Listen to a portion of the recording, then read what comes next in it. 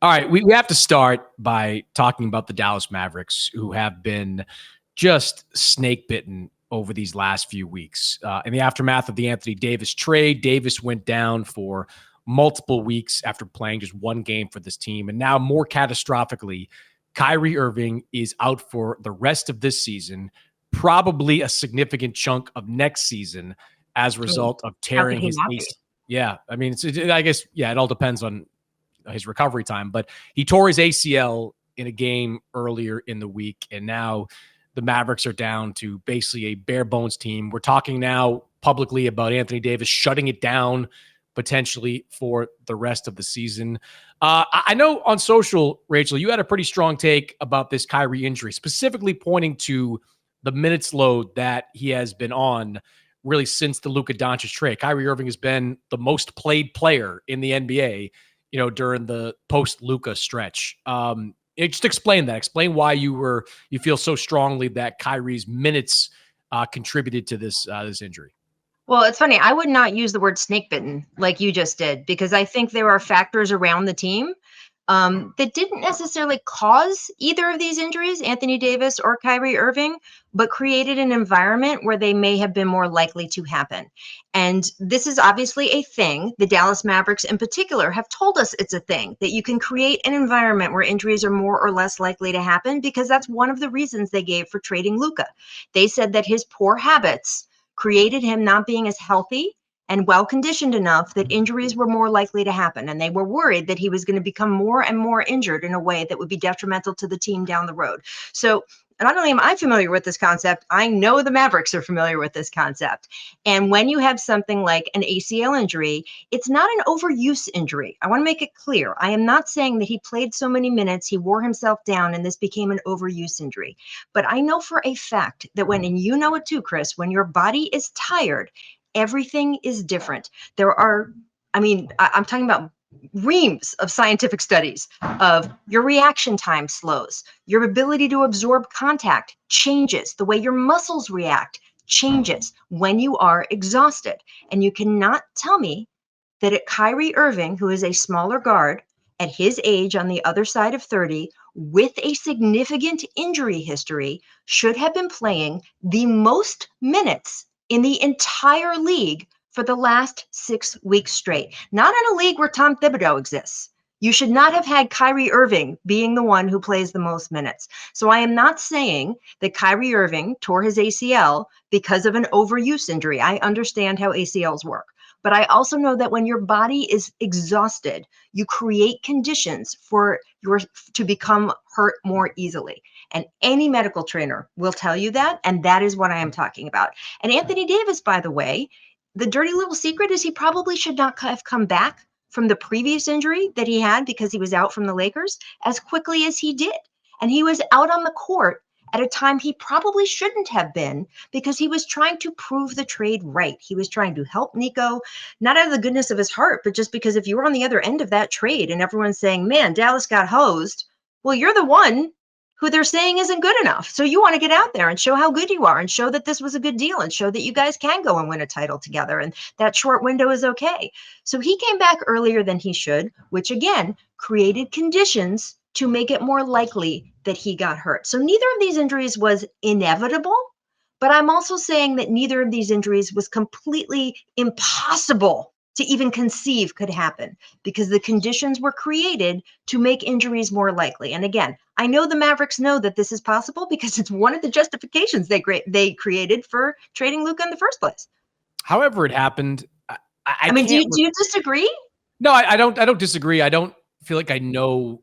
I don't feel like I know enough. I mean, I think there's room for multiple arguments about why it happened, right? Like to your point, you don't believe that it happened like in that moment because he was on minute 36 in that game or whatever it was. It is, there are contributing factors to your point, most certainly. But however it happened, I can't recall a more devastating stretch in all of professional sports for one franchise. No. To trade away the then 25-year-old superstar who just took you to the finals, who was a top 3 player in the NBA, and in the same month span, lose your other franchise guard for at minimum 9 months. Like, this is a 9 to 12 month injury recovery time. So we're talking probably at the earliest all-star break next year before Kyrie Irving comes back to the Mavericks rotation. At that point, as we've seen with many guys coming off ACL injuries, Jamal Murray comes to mind. There is a curve coming back. Like, you don't just come back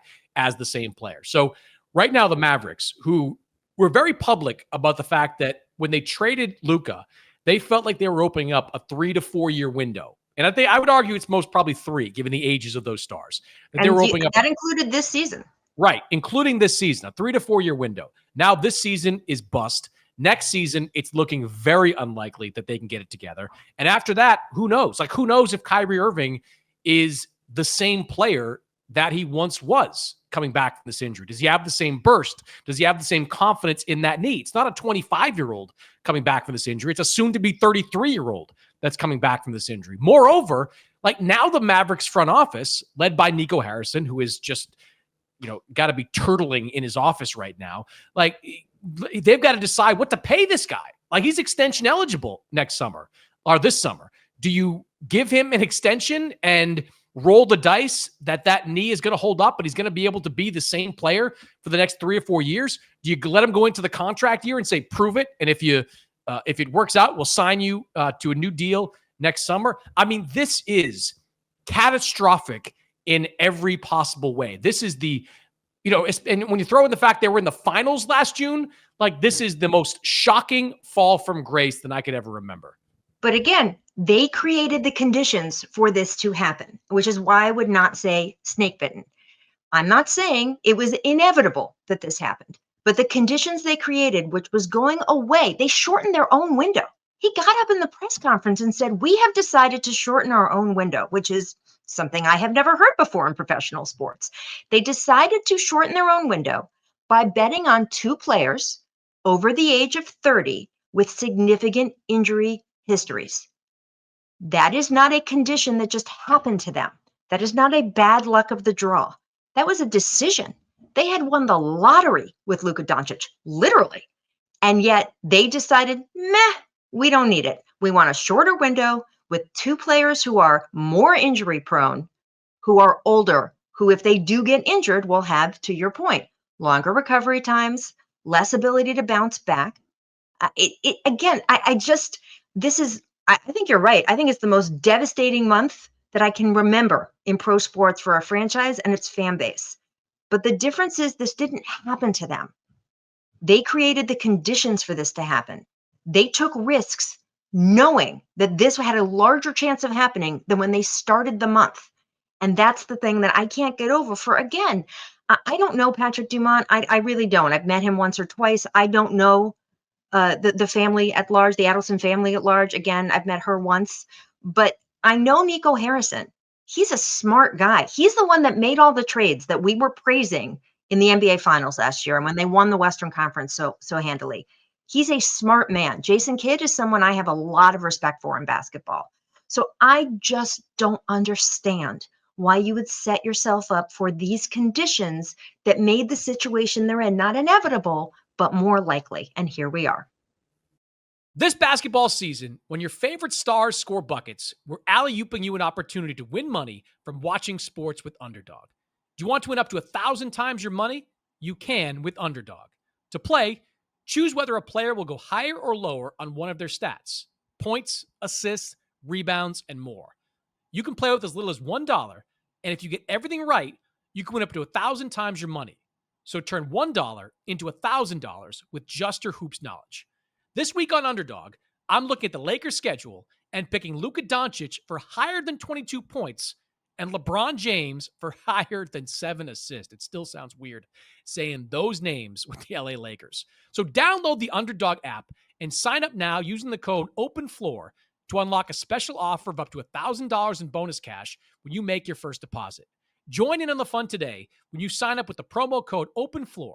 Claim your special offer today and get up to $1,000 in bonus cash instantly upon first deposit. Must be 18 plus, 19 plus in Alabama and Nebraska, 19 plus in Colorado for some games, 21 plus in Massachusetts and Arizona, and present in the state where Underdog Fantasy operates. Terms apply. Void in Colorado. Concerned with your play? Call 1-800-GAMBLER or visit www.ncpgambling.org. In Arizona, call 1-800-NEXT-STEP or text NEXT STEP to 53342. In New York, call the 24/7 Hope line at 1-877-8-HOPE-NY or text HOPE-NY.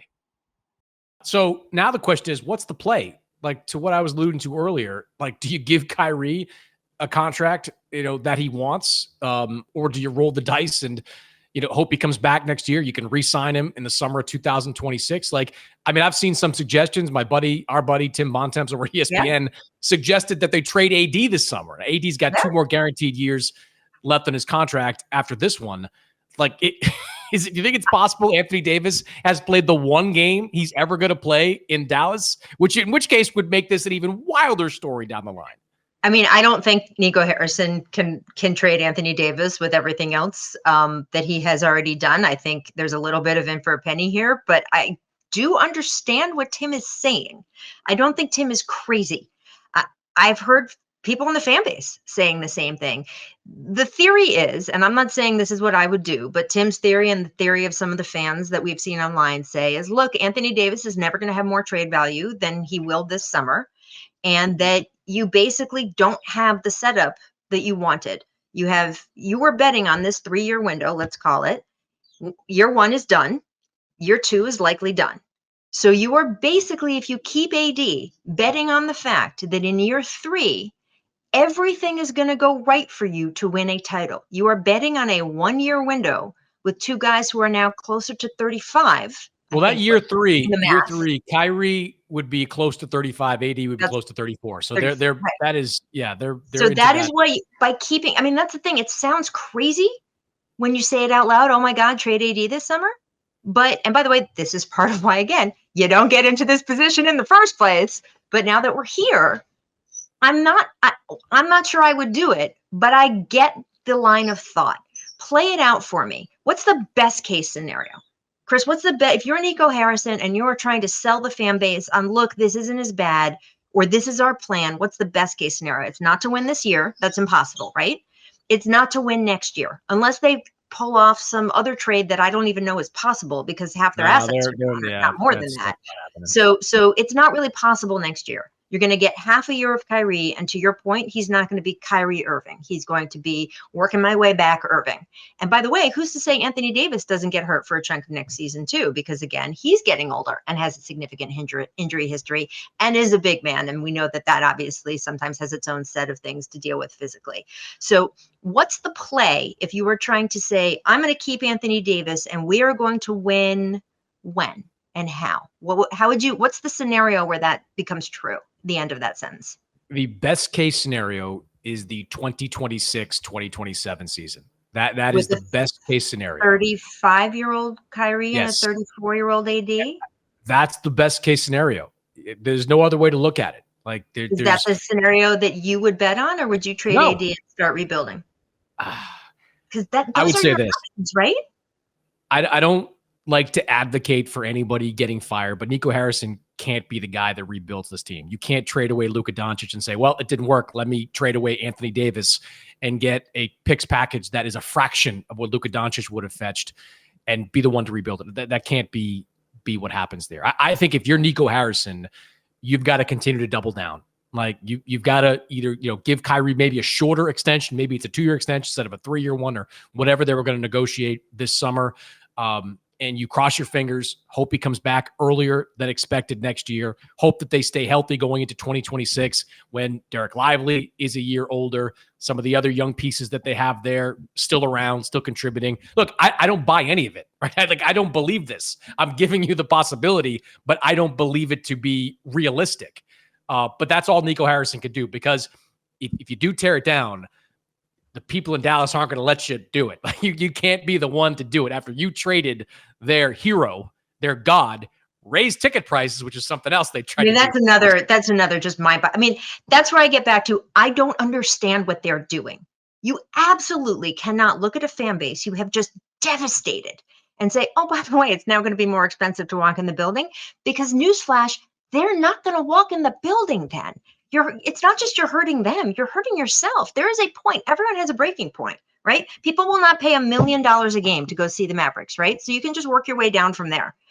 Maybe they'll pay X, maybe they'll pay Y, but they're not going to pay $1 million. So you can keep going down from there, and maybe 8% higher, which is what we're talking about, is the breaking point for a lot of people who are already disillusioned by this franchise.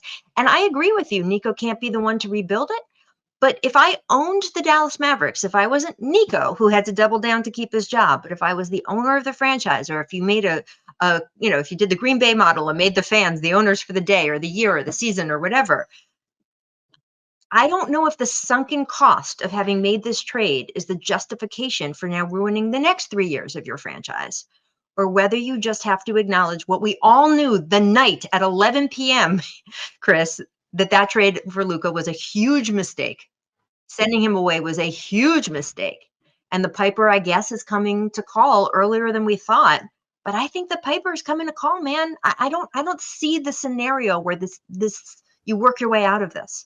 Man, think about what that game and atmosphere is going to be like next month when Luka comes back to town. Like, the Mavericks might not win a game going into that game. Like, they might be on like a 10 or 11 game losing streak or whatever it may be. Like, they're going to be, one of the worst teams, I think, in the NBA record wise at that point. Yeah, then Luka comes to town with it's just going to be very sad, don't you? Yeah, but Luka's it's going to be a beatdown. The Lakers are going to win by 30. I just like, Luka's coming to town with the suddenly white hot Lakers. Who knows what they'll be? Maybe they'll take a step back in the next couple of weeks. You are such a doubter, man. We're gonna. Me and Jovan Buha did this for the last one, so we'll keep this relatively Lakers free. But like, this is a big stretch coming up for them. Like, they've got the Celtics coming up again. They've got the Knicks coming up again. I think they've got the Bucks coming up again. Like, this is where we see exactly what the Lakers are. If they get through that, hey, JJ Redick, Coach of the Year, sign me up for that vote right there. But I think going into that Mavericks game, you're going to see a Lakers team backed by Luka thriving, and a Mavericks team that was in the finals less than a year ago, just in absolute shambles. It's going to be quite the scene there.